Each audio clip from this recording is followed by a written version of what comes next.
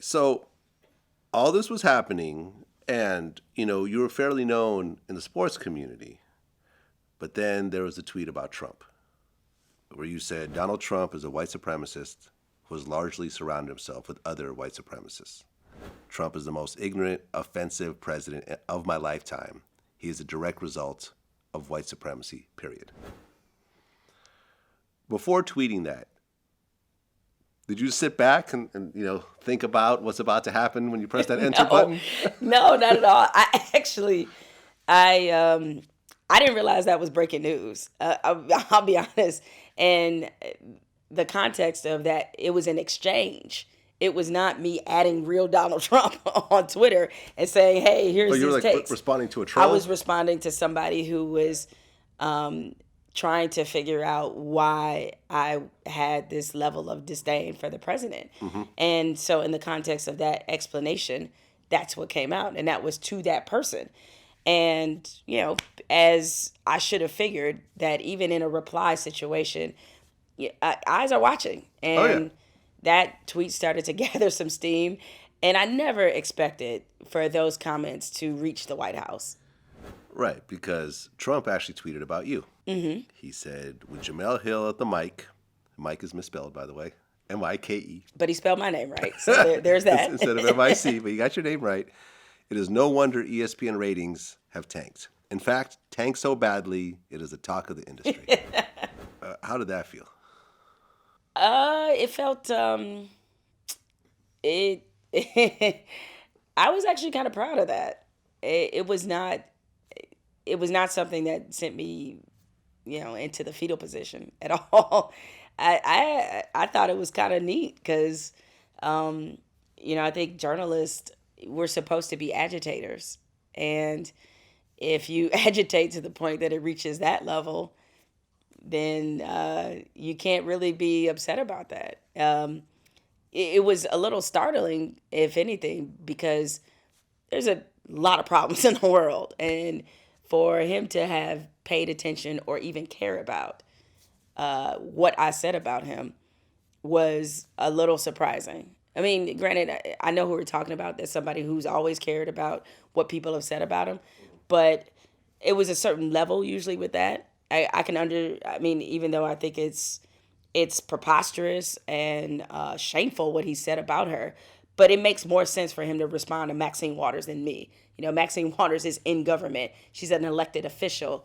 She has say-so over his policies. But I'm just an ESPN anchor. I don't know why you would care that I think you're a white supremacist. Well, Sarah Sanders called for you to be fired.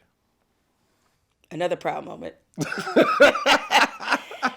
I'm not even mad. I'm just like, I'm the topic of a White House press briefing?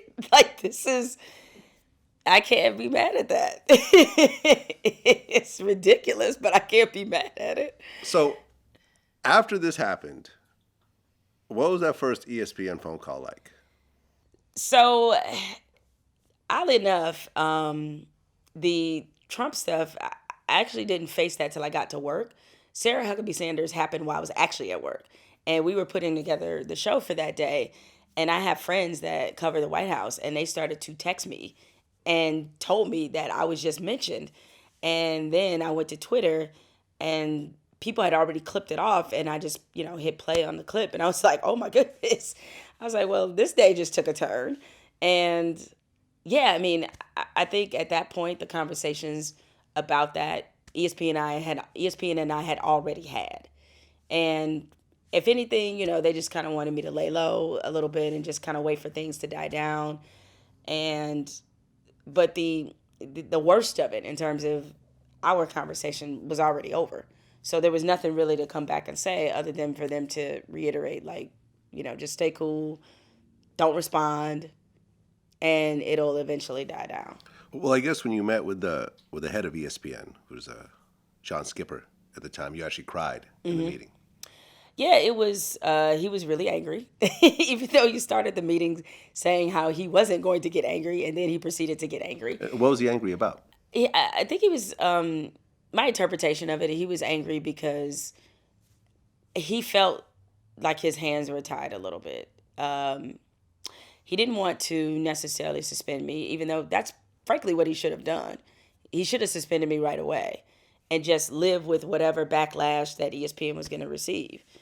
But I think he was concerned that it would look like they were suppressing one of their employees, even though I completely violated the social media policy, which is, personal attacks, one, and two, in the political sphere. So the violation was clear, but he realized, and this speaks to his insight and sensitivity, we're in a different time. And the reactions to this president and the feelings this president is evoking is far different than what we've seen. And he wanted to be sensitive to the fact that, as a woman of color in this country right now, feeling under attack, feeling marginalized, and feeling as if on some level you don't belong, he wanted me to understand he understood that part of it. But at the same time, it's a business. And I think because he was kind of caught in a very difficult place, that is what stoked the anger. In addition to the fact that this was going to be one of those hills I was going to die on.